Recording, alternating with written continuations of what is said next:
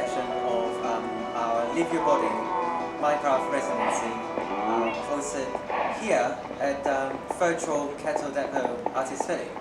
We have in the second session the very dear Peter Nelson, a friend, a very good artist, and this is a very brief introduction. We're going to go into the details later. And currently a researcher and an educator at Kansas University. We started by me using my own Nintendo Switch at home, and I kind of liked that even the way that I accessed it was purely by us talking online. You know, there was no physical human contact until we started, so it sort of felt like I had, you know, my own secret private access to this world. And yeah, and you were really generous. You gave me quite a bit of time. I think I had like 2 weeks, so yes, I really went to town. I can show you where I started. Architecture of how this map is built. So if you fly up, I wonder if the first thing I did should still be in here. I think it was behind the trees. Can you see me down here? Yes. So this was when your first. Yeah, I was just curious to input. see what type of map it was. Okay. And what kind of, we can go down. Maybe I'll smash them up. So if we go down, come on, let me go down. So I first just wanted to know, like, you know, it's not like an infinite map, you know, it's right. Quite a specific, I think it's 4 blocks deep, maybe three soil and 1 bedrock. And then it's got this kind of amazing nothingness underneath. Yeah. And so that was my first, like, you know, orienting myself on what sort of space we were working with. Right. And then, you know, I don't know if it's because I'm older and boring, but I started kind of going with one of my most enduring influences, which is utopian architecture, and particularly this group called Super Studio from the 70s. What's the idea behind the glass barrier? So what it was is Super Studio had this idea that that a future architecture requires us to sort of define our relationship to the past. Yeah. And they sort of said, look, let's just let's build a new structure and let's completely leave the past behind. Let's make this monument where all of history is sort of contained within it. Yeah. And then we start to live a new life in these new structures, and we transform the world into a sort of museum. Right. And it was, to me, a kind of an appropriate way to think about a site like this. They're unintentional museums, you know. When you just decide to preserve a particular site, you transform it into something that it never was to start with, you know. Yeah. Like nobody, I'm sure, when you design a slaughterhouse, you don't think you're not designing a historical site, right? You know, you're designing something that's there for slaughtering cattle. And right. so my final decision was just not to touch it at all, that to let it do exactly what it's meant to do and just be completely sealed off, right. And to try to change everything other than the site. That was sort of the creative decision I made. Yeah. And then I just went a little bit crazy. I tried to decenter the historical site as much as possible by, like, if you come over to this side, I tried to make it look like you couldn't even tell where the ground was anymore. Right. So I'd completely... Like to begin with. Yeah, so I'd remove the ground entirely, which took a really long time, and then I'd put in a new ground at a different level. Or I think there's another even higher ground up here. Oh my God, oh, there you are. So yeah, and then it just became this sort of Robert Smithson earthworks type of thing of excavating and transporting. So, and then I just got into a bit of a pattern. As an artist, like you were trained as a painter, as far as I remember. Yeah, good right. memory. Good memory. Yeah, and then how did you go from that to, like I said, like I find you as an artist, a very technical artist, and to the extent that I feel like I would feel quite comfortable calling you a media artist. Yeah, sure. I made the dumb decision in 2010 that I wanted to 3D print something, and I was like, okay, I wanted to make these. I'd been making these sculptures, and I wanted to make these little ceramic panels that I wanted to project a video onto, and the panels were little 3D models of. There's this entrance. Oh yeah, I made an entrance. You found it. I keep interrupting you, sorry. No, that's cool. Yeah, I wanted to 3D print these mountains that were from these Song Dynasty paintings. I was like, oh, I don't know why. I just decided that I had to make a projection screen of these rocks. Right. And so I downloaded a 3D modeling program, and I went to a friend's house, a guy called John. I was like, hey John, how do I use this? And he sat me down and gave me like an hour of fumbling around. And then I just kept learning how to do more stuff.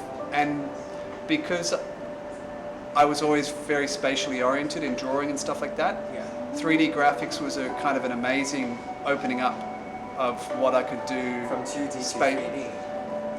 Yeah, or just it's kind of from 2D to 2D if you think about like, they're just like perspective systems. And I would do things like, after I made those 3D printed objects, I started making 3D backgrounds for videos. So I'd make green screen video, and then I'd make these crazy 3D modeled landscapes and comp in the green screen footage.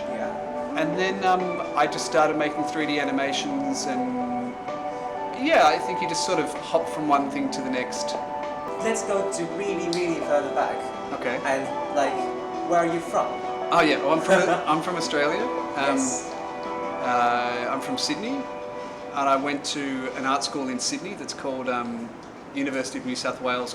I think it's called the School of Art and Design. It used to be called the College of Fine Arts. Yeah.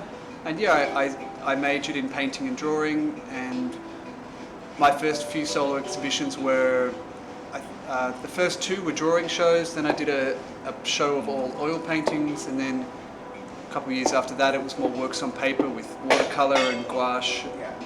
And so I was travelling through mainly Guangxi province and Hunan province drawing, so I'd like rent a room in a village or something and then just go drawing in the mountains every day. Yeah, so traveling around, pursuing an interest in trees and rocks. I mean, you know, most of the stuff I do in 3D is still trees and rocks, to be honest. Okay, well that's my all-time interest. It's actually the kind of practice of, say, like using like media art as a medium. Yeah. Finite of the media art, the codes, the algorithms, and the very infinite forms of like kind of like nature or like natural shades and materials. Like is that something you see?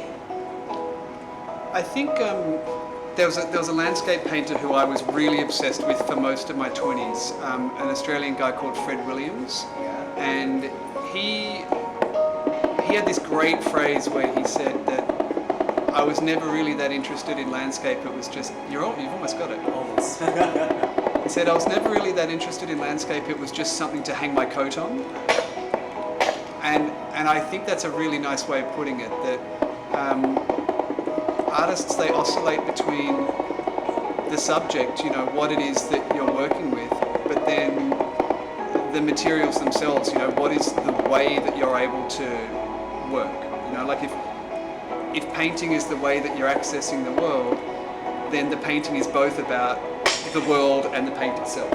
And I think for me with 3D graphics, I think I'd probably keep up a sort of similar approach that